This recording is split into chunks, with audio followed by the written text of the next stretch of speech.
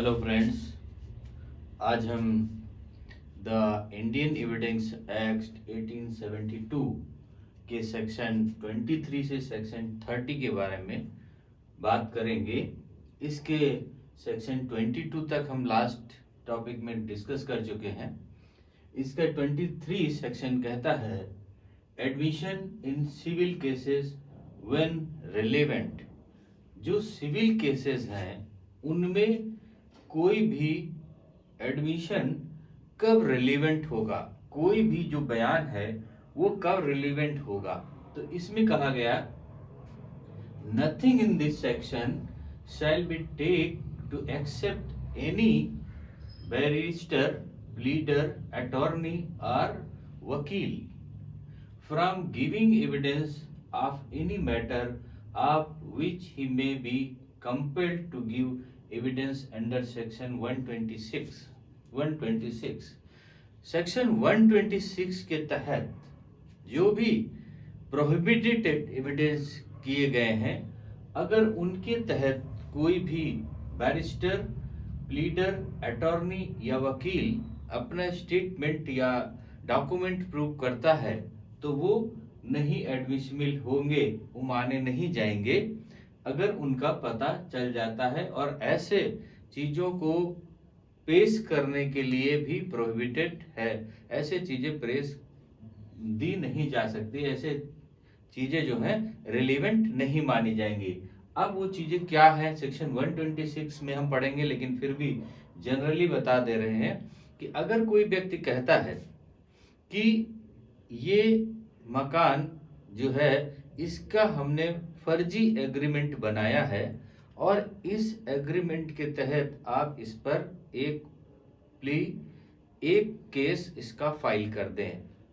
जब किसी प्लीडर को या किसी वकील को यह मालूम है कि इस व्यक्ति ने कहा है कि इसका फोर्ज डॉक्यूमेंट बनाया है और बना करके इसका एक केस फाइल कर दें, तो अगर वो फोर्ज डॉक्यूमेंट कोई वकील उस पर केस बना करके दाखिल करता है तो वो सुइटेबल नहीं होगा। इन्होंने कहा कि वो डॉक्यूमेंट जो है वो रिलेवेंट नहीं होगा और उसको किसी भी वकील को या प्लीडर को ऐसा नहीं करना चाहिए। कोई भी व्यक्ति जो गलत ढंग से कि बताता है कि मुझे इस ढंग से, कोई व्यक्ति कहता है कि इस मकान को मुझे कब्जा लेना है और कब्जे के लिए आप फोर्ज डॉक्यूमेंट बना करके और इसका एक केस फाइल करके मुझे दें। अगर वो कहता है कि फोर्ज डॉक्यूमेंट कंस्ट्रक्ट किए जाए, बनाए जाए और बना करके ऐसा किया जाए, तो किसी भी बैरिस्टर, प्लीडर, अटॉर्नी या वकील को ऐसा करने से प्रोहिबिटेड। इस सेक्शन के लिए सेक्शन में 23 में कहा गया कि वो डॉक्यूमेंट एडमिसिबल नहीं होंगे जिन्हें फोर्ज करके बना करके और किसी के द्वारा लगाया गया है, उसमें प्रोहिबिटेड किया गया। सेक्शन 24 इसका क्या कहता है, confession accused the inducement, threat और promise when irrelevant in criminal proceeding. अब इन्होंने क्या कहा है कि ऐसी कोई धमकी या कोई प्रॉमिस कि मैं आप ये कह दें मैं आपको 10 लाख रुपया दूंगा, 5 लाख दूंगा, ऐसा कोई प्रॉमिस या धमकी कि अगर आप ऐसा नहीं कहेंगे तो मैं आपको जान से मार दूंगा, अगर ऐसी कोई भी क्रिया किसी व्यक्ति द्वारा करा करके उसका एविडेंस दिलाया जाता है तो वो उसका रिलेवेंट नहीं होगा। क्रिमिनल प्रोसीडिंग में अगर कोई व्यक्ति धमकी या कोई प्रॉमिस कि मैं आपको आधा मकान दे दूंगा, मैं आपको ऐसा कर दूंगा, ऐसे किसी प्रॉमिस के तहत कोई भी स्टेटमेंट कराया जाता है तो वो रिलेवेंट नहीं माना जाएगा। ये सेक्शन 24 में कहा गया। 24 में क्या कहते हैं कि जब कोई व्यक्ति धमकी दे करके कहा जाए, धमकी दिला करके या किसी प्रॉमिस के तहत कराया जाता तो वो माना नहीं जाएगा। कब तक, जब तक कि वो स्वतंत्र रूप से मजिस्ट्रेट के सामने अपना स्टेटमेंट नहीं कर देता है।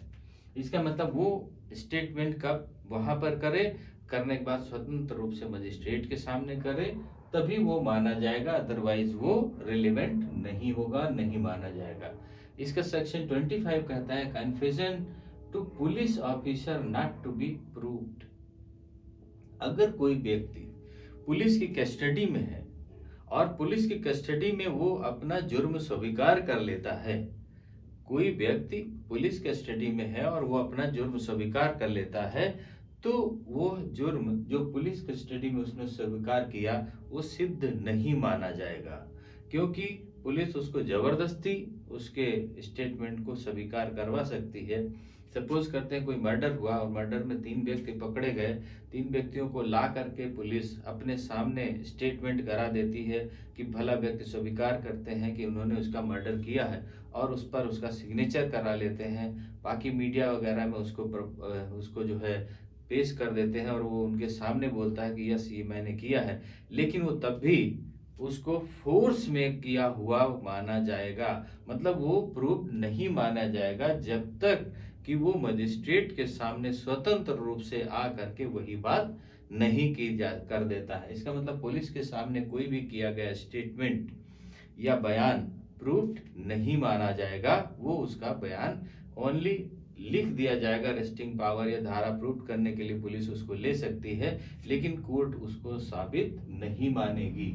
ये सेक्शन 25 में कहा गया है। ये सेक्शन बहुत इंपॉर्टेंट है और इस सेक्शन को हर जगह प्रयोग किया जाता है, हर जगह इसको पूछा जाता है। जुडिशियल एग्जाम्स में भी इसको पूछा गया है कि कब पुलिस के सामने जो बयान किया गया उसको स्टेटमेंट मानेगी कि नहीं मानेगी। ये सेक्शन 24 में कहा गया कि उसको प्रूफ नहीं माना जाएगा। सेक्शन 26 कहता है confession by accused while in custody of police not to be proved against him. अब इसी में उसी का सेक्शन 25 का ही रूप कहा गया है कि अगर पुलिस कस्टडी में है, कोई भी डॉक्यूमेंट कोई भी चीज पुलिस कस्टडी में वो प्रूव कर देता है कि यस ऐसा है, पुलिस कस्टडी के सामने है, तब भी वो डॉक्यूमेंट माना नहीं जाएगा, प्रूफ नहीं माना जाएगा। No confession made by any person whilst he is in the custody of a police officer unless it be made in the immediate presence of a magistrate shall be proved as against such person। अगर वो police custody में उसने कोई भी बात कह दी तो वो मानी नहीं जाएगी। कब तक? जब तक कि उसको मजिस्ट्रेट के सामने नहीं लाया जाएगा और मजिस्ट्रेट उसका स्वतंत्र रूप से बयान नहीं ले लेगा, तब तक उसकी बात को माना नहीं जाएगा। अब इसका सेक्शन 27 कहता है how much of information received from accused में बी प्रूव। कितनी इंफॉर्मेशन पुलिस जब करती है तो कितनी इंफॉर्मेशन उसकी मान ली जाएगी और कितनी नहीं मानी जाएगी। अभी उसमें कहा गया कि उसकी इंफॉर्मेशन जो भी वो स्टेटमेंट देता है वो नहीं माना जाएगा। अब इसका सेक्शन 27 कहता है कि कितनी मानी जाएगी। By this section only recovery of object, very important point है, recovery of object is permissible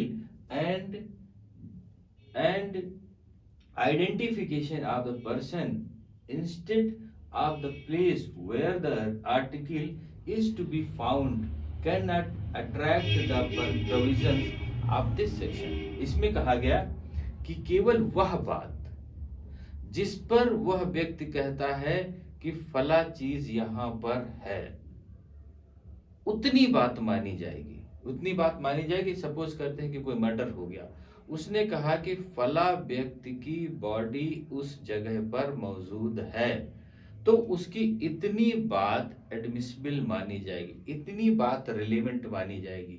अब वो व्यक्ति उस बॉडी को रिकवर करा देता है, लेकिन अगर वो कहता है कि ये फला व्यक्ति है, ये उसकी एडमिसिबल नहीं होगी, क्योंकि जब तक कोई उसका जानने वाला या कोई ऐसा व्यक्ति उसको प्रूव नहीं कर देता कि हाँ ये व्यक्ति वही है, तब तक उसकी बात को करेक्ट नहीं माना जाएगा। उसकी बात को करेक्ट कहाँ तक माना जाएगा? जब तक कि वो रिकवरी के लिए नहीं बता देता है कि ये चीज यहाँ पर है, केवल इतनी बात उसकी एडमिसिबल रिलेवेंट होगी, सेक्शन 27 में कहा गया। और बाकी वो कहाँ पर है, वह चीज रिकवर हो जाएगी वहां से, लेकिन वो वहीं पर थी ये प्रूव करना पड़ेगा, ये उसकी बात नहीं मानी जाएगी। केवल इतनी बात मानी जाएगी कि वह चीज यहाँ पर मौजूद है और वो उसकी बात पर जाता है, वहां पर मिल जाता है, लेकिन उसका आइडेंटिफिकेशन उसके द्वारा नहीं, आइडेंटिफिकेशन उसके करीबियों द्वारा कराया जाएगा और वो प्लेस पर कैसे आए ये सब इन्वेस्टिगेशन की चीज रहेगी। तो सेक्शन 27 केवल इतना कहता है कि वो व्यक्ति बरामदगी के लिए जो ऑब्जेक्ट के लिए कहता है वही उसकी आइडेंटिफिकेशन के लिए अलग रहेगा, लेकिन चीज रिकवरी के लिए उसकी बात मान ली जाएगी। सेक्शन 28 क्या कहता है? Confession made after removal of impression caused by induced threat or promise relevant। अब इन्होंने कहा कि सेक्शन 28 में कन्फेशन कोई भी जुर्म स्वीकार करना made after removal of impression caused by inducement threat promise, अगर कोई भी धमकी द्वारा कोई भी धमकी दे करके कहता है कि आप इस जुर्म को स्वीकार कर लीजिए, अदरवाइज आपके साथ में ऐसा घटित हो जाएगा, या तो कोई प्रॉमिस कर देता है कि आपको 5 लाख रुपया मिलेगा, आप इस जुर्म को स्वीकार कर लें, या कोई भी अन्य तरीका कोई भी अपना लेता है कि वो उसको जुर्म स्वीकार करने के लिए, कन्फेशन मानने के लिए उसको प्रेरित करता है, तब वो चीज रिलेवेंट नहीं होंगी। If such a confession is referred to in section 24 में भी कहा ना कि अगर वो जबरदस्ती कोई झूठी बात कहता है कि नहीं आप मान लीजिए कि हमें बैनामा ये फर्जी और फर्जी बना करके हमने इसको किया, तो उसको करने के लिए सेक्शन 24 में मना किया गया। अब इन्होंने कहा रिफर टू इन सेक्शन 24 ऐसी बातें in made after the impression caused by such inducement, threat or promise has in the opinion of the court has fully removed, it is relevant। वो चीजें पूरी तरह से नहीं मानी जाएंगी, ये सेक्शन 24 को 28 में एक्सप्लेन करके कह दिया गया है। अब सेक्शन 29 में आ जाते हैं। सेक्शन 29 क्या कहता है? Confession otherwise relevant not to become irrelevant because of promise of secrecy। अब ये बड़ा इंपॉर्टेंट बात कह दिया गया कि कोई भी व्यक्ति ऐसा कहता है कि यदि आप सच बता देंगे तो आपका जुर्म माफ कर दिया जाएगा, या कोई अदर चीज कहता है कि आपको सच बताने से आप इससे छूट सकते हैं और बच सकते हैं, और तब वह व्यक्ति सच बताता है। अभी तो धमकी में कहा गया तो वो डिनाई कर दिया कि उसको नहीं माना जाएगा, लेकिन अगर उसको कहा जाएगा कि आपकी सूचना को गुप्त रखा जाएगा, यदि आप उसको बता देते हैं आपकी सूचना गुप्त रखी जाएगी और आप पर कोई ऐसा आरोप नहीं आएगा, और तब वह व्यक्ति बताता है तो उसकी सूचना, उसकी इंफॉर्मेशन, उसका बयान रिलेवेंट माना जाएगा। और वह रिलेवेंट कब होगा? जब कोर्ट के सामने उसको पेश किया जाएगा। तो इन्होंने कहा यही कन्फेशन मतलब जुर्म स्वीकार कर लेना अदरवाइज रिलेवेंट, वो तभी रिलेवेंट होगा, नॉट टू बिकम इररिलेवेंट, तब रिलेवेंट नहीं होगा जब, क्योंकि because of promise of secrecy, और उसको ये कहा गया है कि आपकी बात को सीक्रेट रखा जाएगा, गुप्त रखा जाएगा, आपकी बात लीक नहीं करी जाएगी, और आप लेकिन इसकी सच्चाई को बता दें, और वहां पर धमकी या लालच मिक्स नहीं होना चाहिए, और तब वह स्वतंत्र रूप से अपनी बात को बताता है और वही बात मजिस्ट्रेट के सामने करता है, तो उसकी बात रिलेवेंट होगी, मतलब उसकी बात को मान लिया जाएगा। ये सेक्शन 29 कहता है।